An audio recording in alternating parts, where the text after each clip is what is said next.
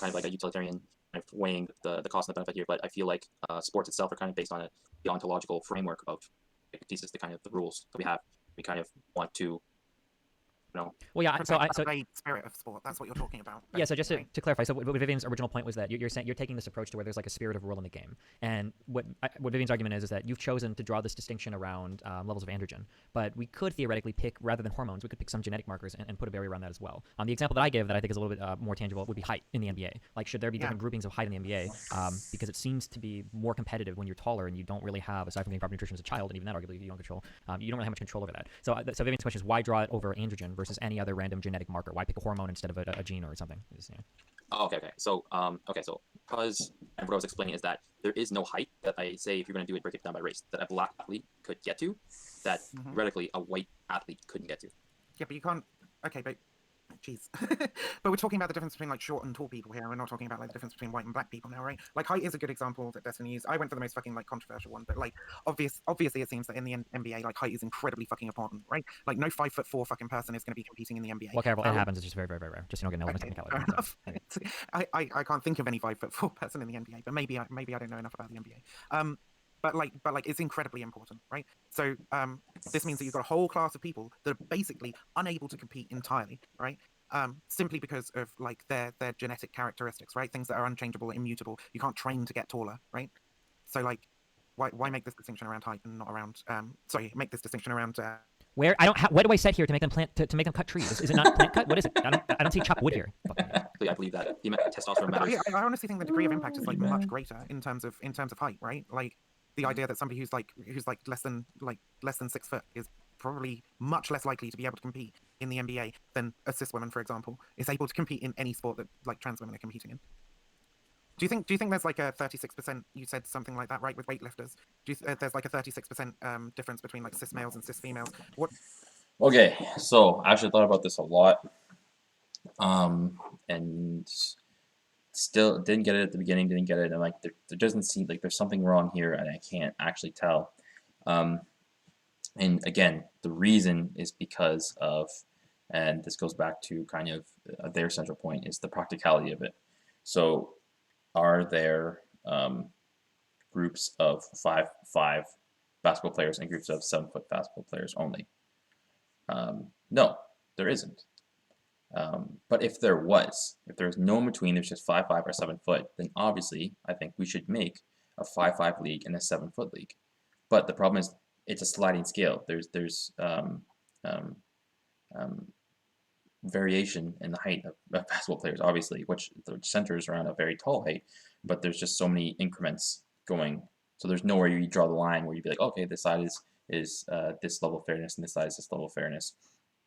The middle is the most where most of the athletes are. Whereas in the situation that we're actually talking about between trans and cis females, it's not like that. It actually is like there are 5'5" cis females and 7-foot trans athletes in terms of testosterone amount. Like that's the level of difference. And the only in-betweens are kind of like genetic abnormalities, and there aren't that many of them. Now, again, the reason why we can't just divide up the league is because, or divide up the leagues, is because there aren't enough of the trans athletes. So there wouldn't actually be a league.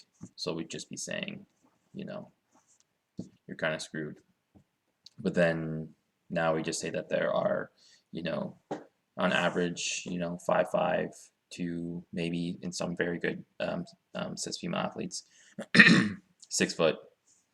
And then there are also 7-foot athletes. They're just here as well. There's a certain amount of them.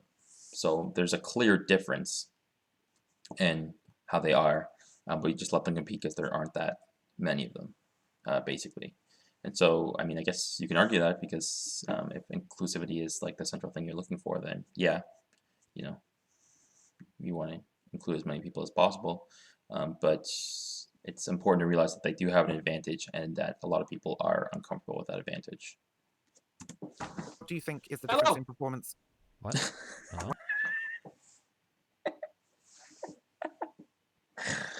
Okay, my dog was fucking barking, so I yelled, and I have a mute push the mute button, so I pressed it, but I don't know why it didn't mute. So anyways, I just fucking screamed at them, and everyone was saying like, was he saying mom or like fucking? I don't even know. No, I was just yelling my dog's name. Her name is Shiloh. Whoa, holy shit, what was that? Oh, sorry, Chris. Very difficult to like quantify, but do you honestly think that the difference between somebody who is like 5'5" higher than 7 foot in the NBA, do you think that the difference in performance in general there is like 36%, or do you think it's probably much higher? Oh, I see. Okay. I see what you're doing here. You're focusing on the individuals. That's why this whole conversation is I'm based not around. focusing on the individuals. I'm focusing on the groups. The group of people who are like I don't know, let's say 5'6" and below, and the group of people who are 7 foot and above, right? Do you think Okay. there's a difference in general in their performance in the NBA, right, of like 36%, or do you think it's probably much higher? It's likely much higher. It's for sure much higher. Right. Okay. I agree. We Not probably don't have stats on this, but I think it's pretty clear to see that it would be much higher, right?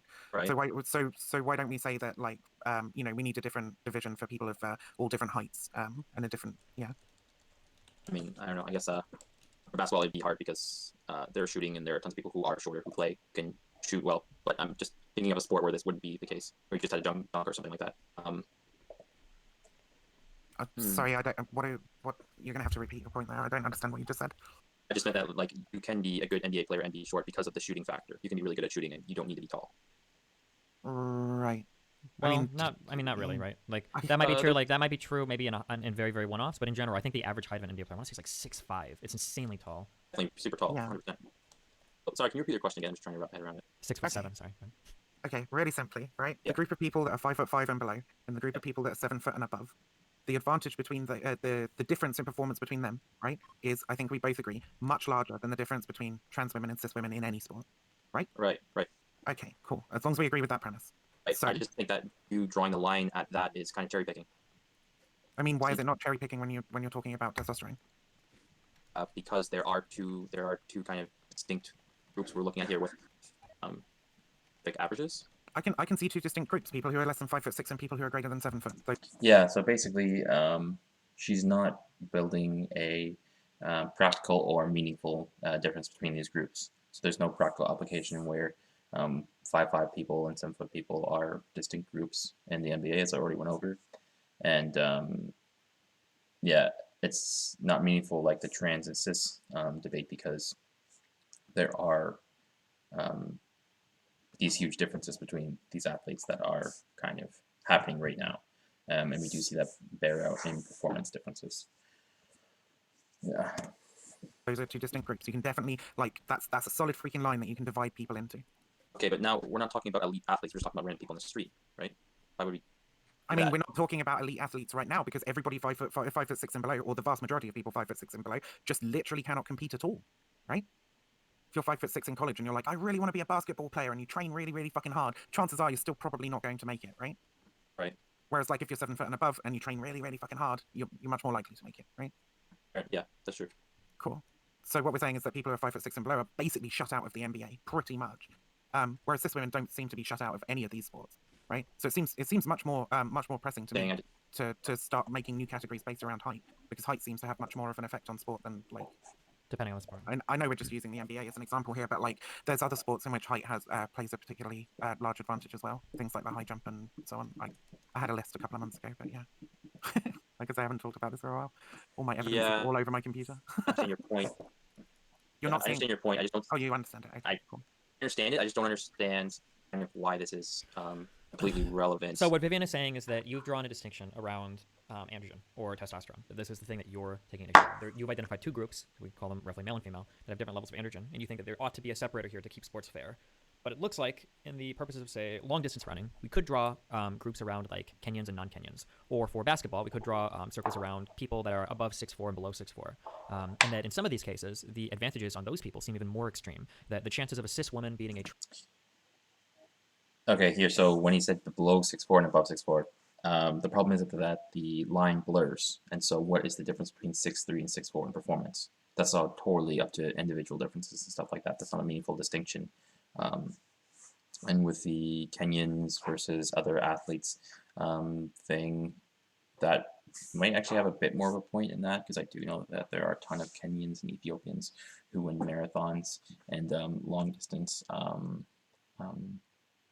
Olympic running, but again, it's not absolute, and again, the physiological reasons, as far as I know, aren't anything that are like super physiological, like they would like how the testosterone levels are for trans athletes, puberty. So that wouldn't be comparable. Trans woman is actually much higher than a basketball team full of 5'5" players against 6'7" players. So the question is, what is the justification for creating entirely different divisions based on the androgen thing when we wouldn't do the same for different races in long distance running or different heights of people in basketball playing? I guess would be the question. Again, all I would say is that the quantitative difference between a trans woman and cis woman in testosterone kind of for some reason your argument isn't salient. I don't know why it's just not picking up with me, but it doesn't seem like it's practical in any way that the situation or how things actually are right now. Well, so an analog to how it can be practical is in combat sports. We usually have weight classes. Couldn't we instill like more of those classes across almost every single sport? Like, for instance, why don't you have height classes in the NBA? Why don't you have a 5'5" to 5'8" league, and then like a 5'9" to 6'2" league, and like 6'3" to 6'7" league? Kind of like how, or for marathon running, why don't we have like a Kenyan league, an Ethiopian league, an American league? So this better kind of gets at his point.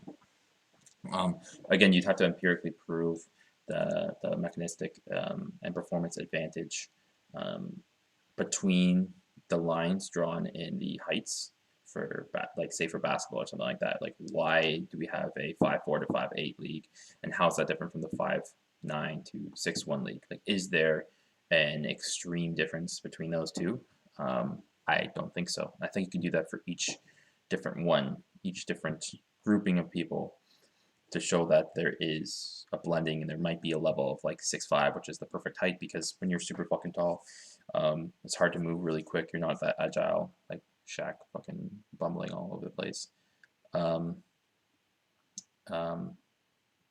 What were the other examples? League and like 6'3" to 6'7" league, kind of like how, or for marathon running, why don't we have like a Kenyan league, an Ethiopian league, an American league? Again, you'd have to prove the empirical differences between first the mechanistic biological differences between the groups of people. So what is it that Kenyans or Ethiopians have that other races don't have? Is that like an actual empirical difference? Like, what do the normal distributions of those traits look like on each of the races? And as far as I know, that's not the same as it would be with trans